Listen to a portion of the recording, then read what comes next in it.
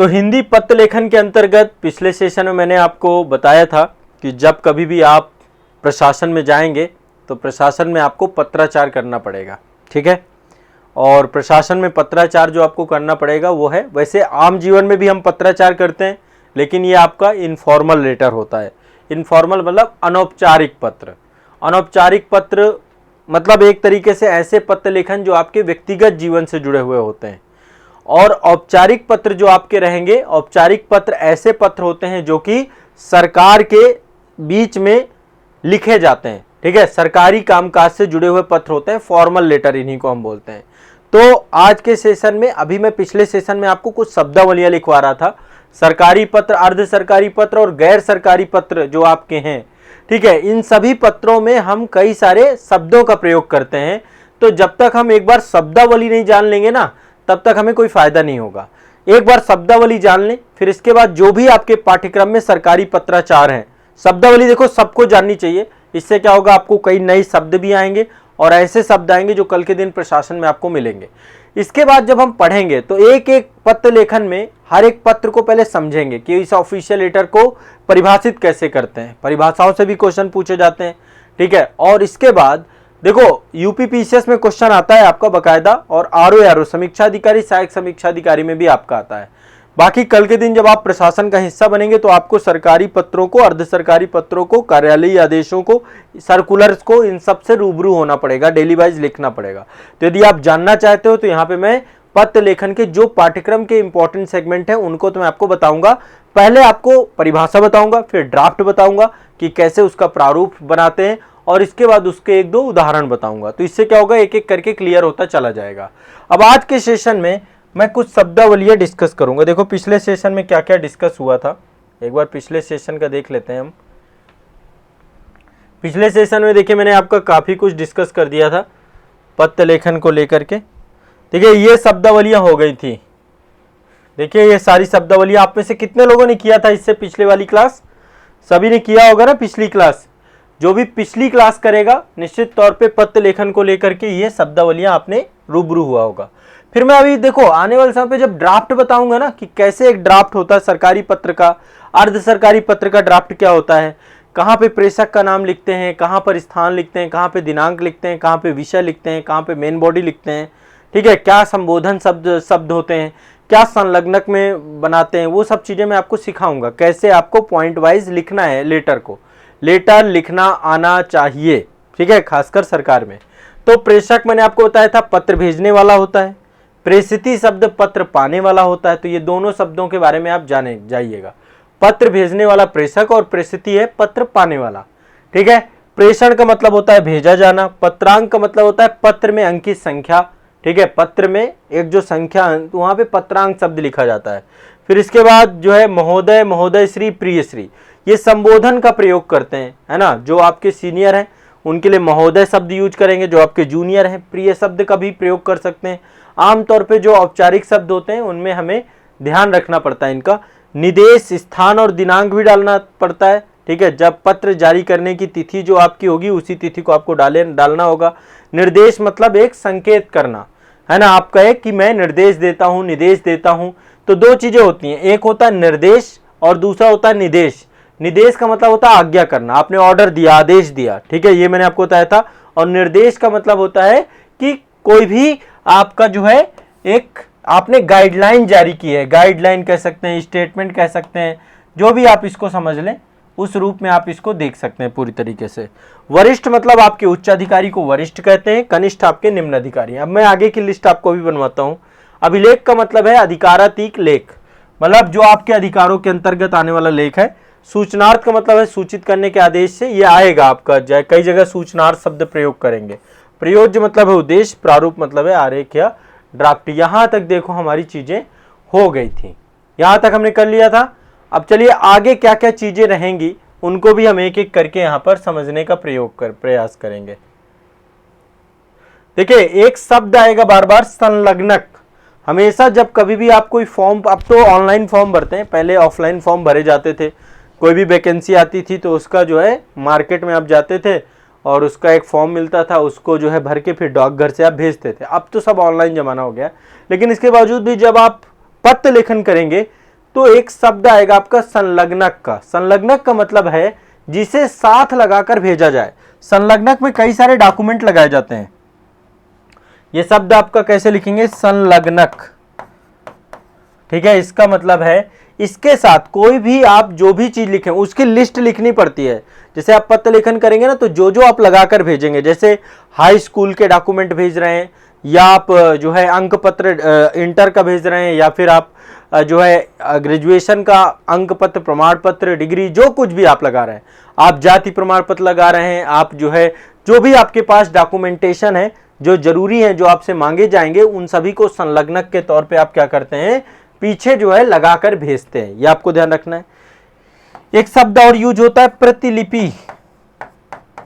प्रतिलिपि का मतलब है एक तरीके से फोटोकॉपी। आप सभी जानते हैं जीरोक्स कराते हैं ना, फोटोकॉपी कराते हैं ना, छाया प्रति बोलते हैं इसको, ठीक है। तो संलग्नक मतलब जिसे लगाकर भेजा जाए, भेजा जाए, मतलब जो डॉक्यूमेंटेशन आप लगाकर साथ में भेजेंगे। प्रतिलिपि मतलब होता है आपका जीरोक्स। जीरोक्स मतलब छाया प्रति, छाया प्रति। ऑनलाइन की दुनिया ने सब बदल दिया, नहीं तो पहले ये सब चीजें होती थी आपकी। इसके बाद है इन सभी शब्दों का प्रयोग करना होगा। मैं आपसे, ध्यान रखिएगा, सारे के सारे शब्द आपसे वहां पर पूछूंगा। इस बार मैं काफी लंबी लिस्ट है, इसलिए सारे के सारे बताऊंगा।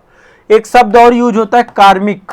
कई जगहों पे कार्मिक मंत्रालय, डीओपीटी वगैरह ऐसे करके शब्द यूज करते हैं ना। इसका मतलब होता है कर्मचारी।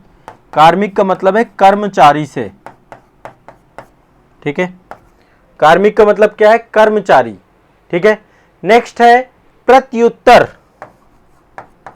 प्रत्युत्तर, अगला शब्द है प्रत्युत्तर। प्रत्युत्तर का मतलब क्या है आपका, किसी प्रश्न के सापेक्ष दिया गया उत्तर। कोई भी आपसे इससे पहले मान लीजिए लेटर है, कोई प्रश्न पूछा गया है, कोई जानकारी आपसे ली गई है, तो उसके सापेक्ष दिया गया उत्तर ही प्रत्युत्तर कहलाता है, ठीक है। तो अगला है, लिखते जाइएगा इनका, किसी प्रश्न के सापेक्ष दिया गया उत्तर, ठीक है। किसी प्रश्न के सापेक्ष दिया गया उत्तर। इसके बाद एक होता है सेवा शर्तें। सेवा शर्तें, देखिए जब आप प्रशासन में जाएंगे तो आपसे कई सारी सेवा शर्तें होंगी। आपके पद की, जो आपकी सर्विस है, जिस पद पर है, जिस पोस्ट में है, उस पद से जुड़ी हुई सेवा होगी, यानी आपका कर्तव्य होगा कि आपकी ड्यूटी क्या है, और उससे जुड़ी हुई शर्तें कि किन शर्तों पर आप ये ड्यूटी को करेंगे। तो पद से जुड़ी हुई सेवा और शर्तों को हम यहां पर सारी की सारी देखते हैं। क्लियर है, स्पष्ट है। नेक्स्ट है अनुलंघनीय। अगला टर्म्स आएगा अनुलंघनीय। अनुलंघनीय का मतलब क्या है, जिसका उल्लंघन ना किया जा सके, जिसका उल्लंघन ना किया जा सके, वो क्या है, अनुलंघनीय। जिसका उल्लंघन ना किया जा सके, अनुलंघनीय। इसके अलावा एक टर्म्स होता है, कल के दिन आप जाएंगे ऑफिस में, डिपार्टमेंट में, तो सरकारी छुट्टियां भी आपको मिलती हैं, ठीक है। सरकारी छुट्टियों को काट करके जो दिन काम करने के होते हैं उनको बोलते हैं कार्य दिवस। कार्यालय खुलने के दिन को हम कार्य दिवस के तौर पे जानते हैं। जब आपका कार्यालय खुलेगा, कार्यालय खुलने का दिन, या कार्यालय खुलने का दिन, है ना। जैसे कार्य दिवस बोलते हैं ना, कार्य दिवस में काम होगा, तो ये सब टर्म्स यूज करेंगे, अच्छे अच्छे शब्दों का प्रयोग करेंगे आप। कार्यालय खुलने का दिन, कार्य दिवस, ठीक है। कई बार कहेंगे कार्य दिवस पे कॉल करिएगा। कार्य दिवस मतलब कार्यालय जिस दिन खुला होगा, ठीक है। नेक्स्ट आगे चलते हैं, शासनादेश। कई बार ऊपर से आपको आदेश मिलेगा, सर्कुलर प्राप्त होगा, शासनादेश, कि शासनादेश लागू करवाइए। यदि आपके वरिष्ठ अधिकारी ने कोई वो लिखा है, आपको पत्र लिखा है, तो भी यूज कर। शासनादेश मतलब शासन के द्वारा दिया गया आदेश, शासन का आदेश, शासन के द्वारा दिया गया आदेश, ये सब आपका किसके अंतर्गत आता है, शासनादेश के अंतर्गत आता है, ठीक है। इसके अलावा पूर्व अनुमति, पूर्वानुमति। पूर्वानुमति का मतलब क्या है, पहले प्राप्त कर ली गई आज्ञा, पहले प्राप्त कर ली गई आज्ञा। यदि कोई भी अधिकारी से आप पहले ही किसी विषय के बारे में सूचना दे करके उससे आप क्या है उस कार्य को लेकर के आप पहले ही जानकारी दे देते हैं और पहले ही आप जो है तो ये ध्यान रखिएगा। क्लियर है? पहले प्राप्त कर ली गई आज्ञा। देखो कार्यालय आदेश जब आप लिखेंगे ना, कार्यालय आदेश एक कार्यालय के कर्मचारी जो होते हैं उनके काम करने को लेकर के उसमें बहुत सारी चीजें होती हैं। तो एक कार्यालय अपने ही क्रियाकलापों को अपने अधिकारियों तक, अपने कर्मचारियों तक सूचित देता है। तो हर कार्यालय में एक जगह होती है सूचना पटल। सूचना पटल होता है, आपके स्कूल में भी रहा होगा, यदि आप स्कूल में पढ़े होंगे तो एक बड़ा सा सूचना पटल हुआ करता था। सूचना पटल में हर तरीके की सूचना लिखी जाती है, उसको बोलते हैं अधिकृत स्थान। एक अधिकृत स्थान होता है जिसको हम ऑलरेडी आधिकारिक तौर पे वहां पे हम उसको लिखते भी हैं और आधिकारिक तौर पे होती है अधिकृत स्थान। किस चीज का अधिकृत स्थान होता है? सूचना दर्ज करने का। सूचना दर्ज करने का, कोई भी जानकारी सूचना दर्ज करने का, सूचना दर्ज करने का अधिकृत स्थान को सूचना पटल कहा जाता है। ठीक है, ध्यान रखिएगा। नेक्स्ट आगे आते हैं, अगला शब्द है आपका पत्रावली। एक बार ये टर्म से भी प्रयोग होता है आपका पत्रावली। पत्रावली का मतलब क्या है? जो पत्र होते हैं उनकी फाइल, पत्रों की फाइल, पत्रों की फाइल को पत्रावली कहते हैं। कई सारे लेटर्स होते हैं उनकी फाइल होती है ना, ठीक है, वो पत्रावली के अंतर्गत आती है। नेक्स्ट आगे चलते हैं, स्थानांतरण, ट्रांसफर। यह शब्द बहुत बार प्रयोग किया जाएगा। कई बार अधिकारियों को एक स्थान से दूसरे स्थान पे स्थानांतरित किया जाता है, भेजा जाता है, इसको स्थानांतरण बोलते हैं। रुक जाइए, इसको मैं थोड़ा शुद्ध लिख देता हूं, स्थानांतरण, ये टर्म्स यूज होगा। हाँ, नोटिस बोर्ड जो आपका है, हाँ वही होगा। स्थानांतरण का मतलब है एक स्थान से दूसरे स्थान पे भेजा जाना, एक स्थान से दूसरे स्थान पर भेजा जाना, ये शब्द भी यूज होगा। ये जितने शब्द लिखवा रहा हूं ये कहीं ना कहीं पे आपके यूज होंगे। अगला है प्रोन्नति, प्रोन्नतिकरण। आप किसी भी कार्यालय में काम करेंगे, समय के साथ आपका प्रमोशन होगा। तो प्रमोशन का मतलब क्या होता है? आपके पद को उच्च पद पे ट्रांसफर करना, स्थानांतरित करना। प्रमोशन का मतलब आप सभी जानते हैं ना, इसी को हिंदी में शब्द यूज करते हैं प्रोन्नतिकरण, प्रमोशन की प्रक्रिया। प्रमोशन की यानी कि आपको कनिष्ठ से वरिष्ठ की तरफ ले जाना। ठीक है, इसके बाद एक नियमावली होती है, हमेशा रूल बुक होती है हर जगह की, हर एक संस्थान की नियमावली। जब कभी आप कोई ऑनलाइन बैच ज्वाइन करते हैं तो उसके डिस्क्रिप्शन पे हमें एक कंप्लीट आपको नियमावली देखते हैं। नियमावली का मतलब क्या है? नियमों का संग्रह। हर एक संस्थान का, हर एक डिपार्टमेंट का, हर एक जगह का अपने खुद के नियम होते हैं, नियमों का संग्रह, इसी को हम नियमावली कहते हैं। ठीक है, नियमों का संग्रह को ही नियमावली कहा जाता है। नेक्स्ट है अनुभाग। अनुभाग क्या होता है? अनुभाग किसी विभाग का एक हिस्सा होता है। अनुभाग किसी विभाग का, किसी विभाग के हिस्से को अनुभाग कहते हैं। ठीक है, मैंने आपको शुरुआत में बताया था कि किस तरीके से डिपार्टमेंट में एक हायरार्की बटी होती है, कैसे डिपार्टमेंट पे पहले मंत्रालय होते हैं, मंत्रालय कई विभागों में बटे होते हैं, फिर विभाग कई अनुभागों में बटे होते हैं। ठीक है, तो किसी विभाग का हिस्सा, विभाग का एक हिस्सा, ये आपका अनुभाग कहलाता है। ये मैंने पिछले ही सेशन में जब मैंने आपको शुरुआत कराया था तो वहां पे एक मैंने प्रॉपर आपको बताया था। आप लोगों ने जिसने भी पिछला सेशन नहीं देखा पहले वो सेशन देखेंगे, उसमें आपका एक फाउंडेशन, अभी देखो मैं फाउंडेशन बना रहा हूं।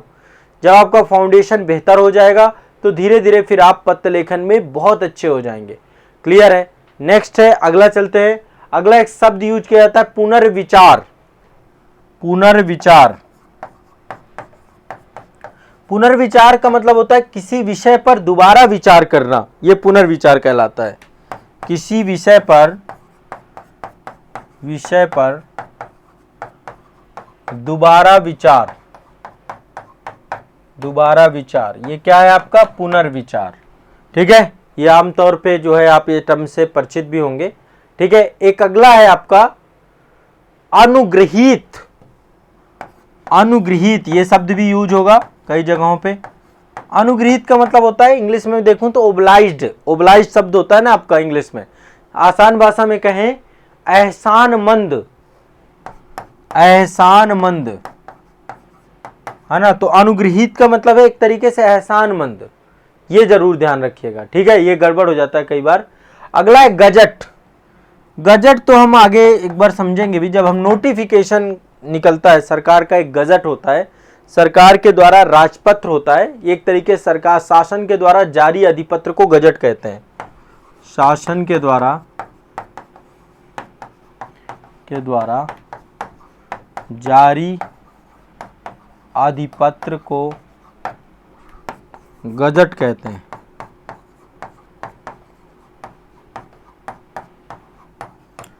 शासन के द्वारा जारी अधिपत्र को गजट कहते हैं। नियत, नियत मतलब जिसे तय किया गया हो। अगला टर्म है नियत, जिसे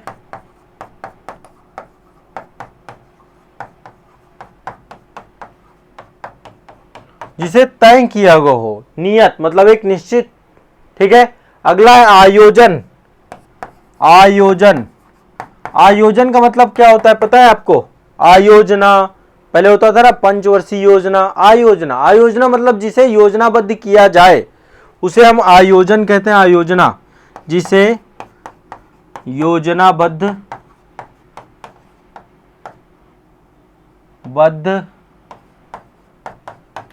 किया जाए वह है आयोजन, जिसे योजनाबद्ध किया जाए उसे हम आयोजन कहते हैं, ठीक है। नेक्स्ट है नियत। नियत मतलब जिसे तय किया जाए, आयोजन मतलब जिसे योजनाबद्ध किया जाए। अगला है आपका टिप्पणी। टिप्पणी, टिप्पणी का मतलब है एक तरीके से टिप्पणी मतलब कार्यालयी विधा में लिखा गया नोट। कार्यालयी विधा में लिखा गया नोट। कार्यालयी विधा में लिखा गया नोट को क्या कहते हैं? टिप्पणी कहते हैं। कार्यालयी विधा में लिखे गए नोट को टिप्पणी कहते हैं, ठीक है। कई बार टिप्पणी करनी होती है, किसी भी मुद्दे पे आपको लिखना होता है, ठीक है। एक शब्द और होता है और इसको रिमाइंडर्स बोलते हैं, अनुस्मारक। अनुस्मारक ये भी बहुत जरूरी होता है। मान लीजिए सरकार में जब आप जाएंगे तो आपने किसी को एक सरकारी पत्र लिखा, उसमें कोई काम लिखा, अब उसको दोबारा याद कराने के लिए उसी बात को कि देखो आपको एक पत्र लिखा गया था, तो किसी की याद में प्रेषित या निर्मित या किसी चीज को याद दिलाने के लिए, ठीक है, याद दिलाने के लिए लिखा गया पत्र अनुस्मारक कहलाता है। इसको रिमाइंडर्स बोलते हैं, है ना। मोबाइल में भी रिमाइंडर लगाते हो ना आप, ठीक है। तो अनुस्मारक भी आपको ध्यान रखना है, ये भी जरूरी है कई जगह पे, इसके बारे में भी लास्ट में हम चर्चा करेंगे। क्लियर है, स्पष्ट है सभी को? ठीक है, क्लियर है कि नहीं क्लियर है? काफी सारे पॉइंट इसमें मैंने बता दिया आप लोगों को, ठीक है। अब देखो बहुत सारे टर्म्स आप मेरे से सीखोगे जब मैं आपको पत्र लेखन करवाऊंगा। तो पत्र लेखन में बहुत सारे शब्द आप सीखोगे। पत्र लेखन में कई सारी शब्दावलियां बीच बीच में मैं आपको बताता जाऊंगा कि अच्छा देखो नई शब्दावली आ गई। हाँ, तो जो ये नई शब्दावली जितनी भी आएंगी उन सभी शब्दावलियों को आप लोग फिर एक साथ कर लीजिएगा। अब आप लोग हेडिंग डाल लीजिए शासकीय पत्र या सरकारी पत्र। नहीं, पहले आप ये मत डालिए, पहले डालिए औपचारिक पत्र लेखन। औपचारिक पत्र लेखन ये हेडिंग डाल लीजिए आप, औपचारिक पत्र लेखन। औपचारिक पत्र लेखन, औपचारिक पत्र लेखन, औपचारिक पत्र लेखन। तो जो आने वाला हमारा अब नेक्स्ट सेशन होगा उसमें मैं आपको औपचारिक पत्र लेखन के बारे में सभी में बताऊंगा, ठीक है, सभी के बारे में। और फिर सरकारी पत्र लेखन से हम अपनी क्लास का स्टार्ट करेंगे, ठीक है। जो सरकारी पत्र लेखन होगा वहां से स्टार्ट करेंगे। क्लियर है, स्पष्ट है? क्लियर है सभी को?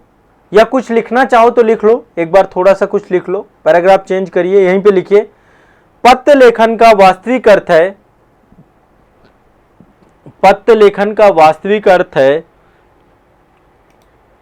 मैं देखो आपको बहुत सुलझी हुई परिभाषा लिखवाऊंगा, ठीक है, पूरी परिभाषा लिखवाऊंगा, एक बार ध्यान से लिखिए। पत्र लेखन का वास्तविक अर्थ है कागज के माध्यम से अपने विचारों का आदान प्रदान करना। कागज के माध्यम से अपने विचारों का आदान प्रदान करना, एक बार लिख लो, काम आएगा परिभाषाएं वगैरह। पत्र लेखन का वास्तविक अर्थ है कागज के माध्यम से अपने विचारों का आदान प्रदान करना, विचारों का आदान प्रदान करना। वास्तव में पत्र लेखन एक ऐसी विधा है, वास्तव में पत्र लेखन एक ऐसी विधा है जिसका प्रयोग व्यक्तिगत, सामाजिक और प्रशासकीय स्तर, जिसका प्रयोग, देखो व्यक्तिगत स्तर पे भी प्रयोग करते हो पत्र लेखन का, जिसका प्रयोग व्यक्तिगत, प्रशासकीय, सामाजिक, प्रत्येक स्तर पर होता है, प्रत्येक स्तर पर होता है, प्रत्येक स्तर पर होता है। पत्र हमारी अनुभूति, पत्र हमारी अनुभूति और विचार को समन्वित रूप से, हमारी विचार को, भावनाओं को, पत्र के माध्यम से क्या होता है, हमारी जो अनुभूति होती है, विचार होते हैं, भावनाएं होती हैं, पत्र हमारी अनुभूति को, विचार को और भावनाओं को समन्वित रूप से एक स्थान से दूसरे स्थान तक,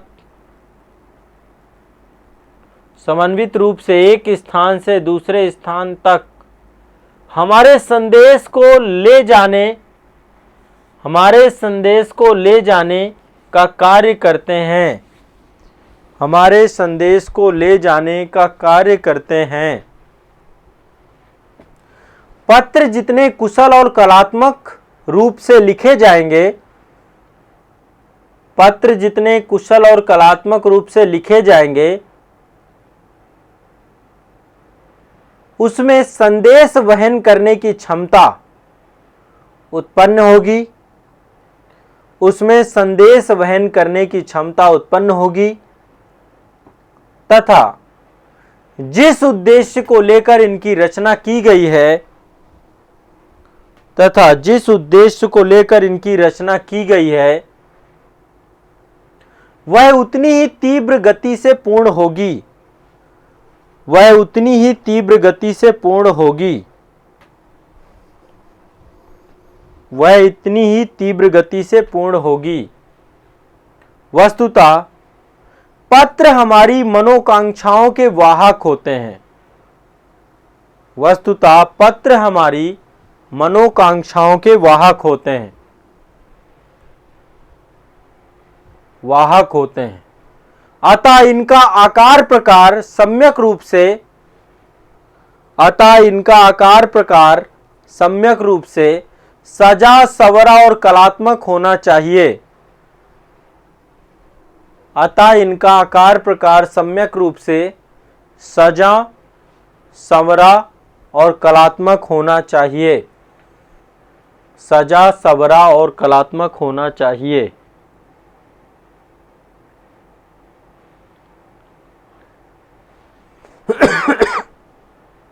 कलात्मक होना चाहिए।